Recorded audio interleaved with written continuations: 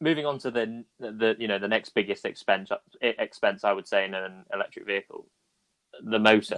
How much do you think they can do better with the motor? I mean, there's loads of new technologies coming out all the time. How can they make them better? Yeah, I think motors are an interesting one, because for years we haven't really had to economize a motor. People have been bothered, but not bothered enough.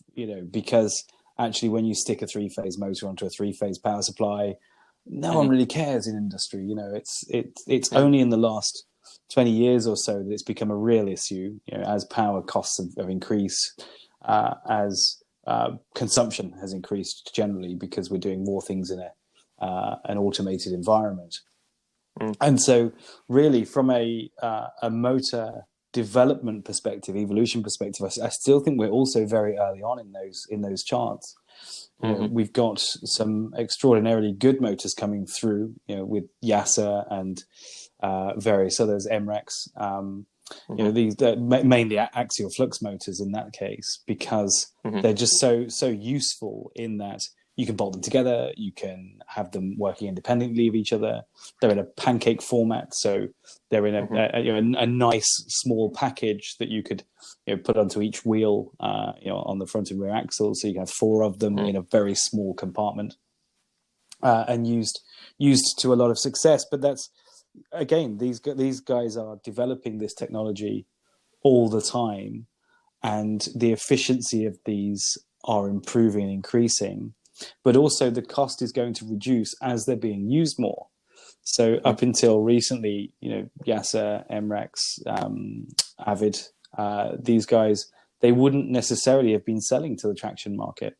That wouldn't be their primary market. And because of the way the world is working now, and because of the change in attitudes in a more broader sense, people are saying, well, actually, we need these things, and we need people working on these things. So it gives entrants like those guys an opportunity to produce high quality motors at much larger scale, which will reduce the cost. And that's something that's and we always seem to throw him in, so I'll throw him in now. But that's something that it's something that Elon Musk has done very well.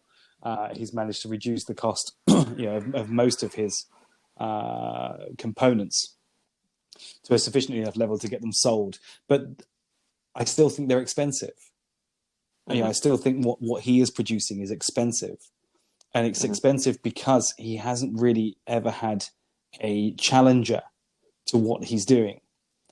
And over the next 10 years, he's going to have a lot of challenges to what he's doing. And these guys are going to be producing a lot of very high quality components that they can swap and change and pull in from others. Volkswagen being a big one, because they've got so many brands under so many model guises that actually, when they develop the MEB platform, for instance, the platform that Volkswagen use, they use it across all of their brands. And so they've produced one single platform, and this is another one for a separate conversation, I think, because they've produced literally it's just the bottom part of a chassis that has absolutely everything in it, and they put a shell on the top. And the ability to mass produce that and produce the same thing exactly all the time. Really, it's going to reduce the cost massively, and and they'll be doing that at a level that Elon Musk can't at this stage. So I think from a cost perspective, they're going to overtake Tesla relatively quickly, because they have the ability to mass produce. So in such a higher volume, because their demand is high, or the expected demand will be high. But it's not a Tesla. And so, I don't think that they are a threat necessarily to Tesla, but I think that what they will do is drive down the cost as we go forward. At least that's the hope anyway. I'm thinking about it from a consumer's perspective. In comparison to what you've got now with your combustion car, if you went for an electric car, you've now got motors that don't need that much maintenance, if at all.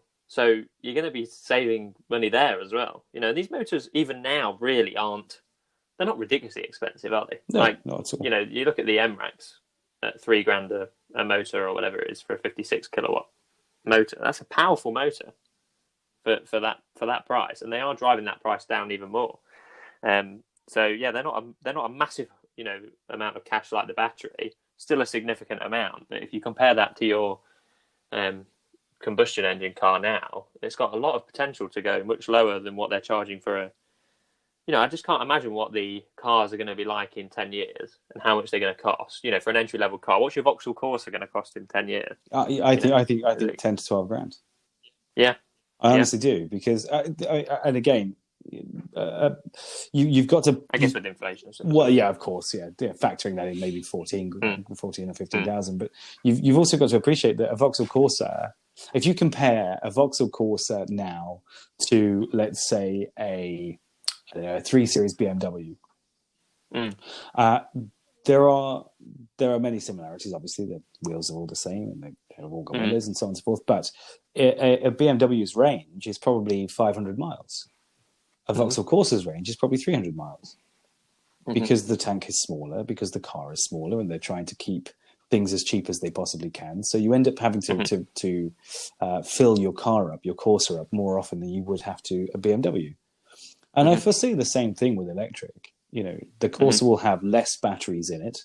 Even at a higher energy density, they'll have less batteries in them in order to keep the cost down. And so I think it's quite realistic to think that by 2030, we'll have a £10,000 to £12,000 good quality car.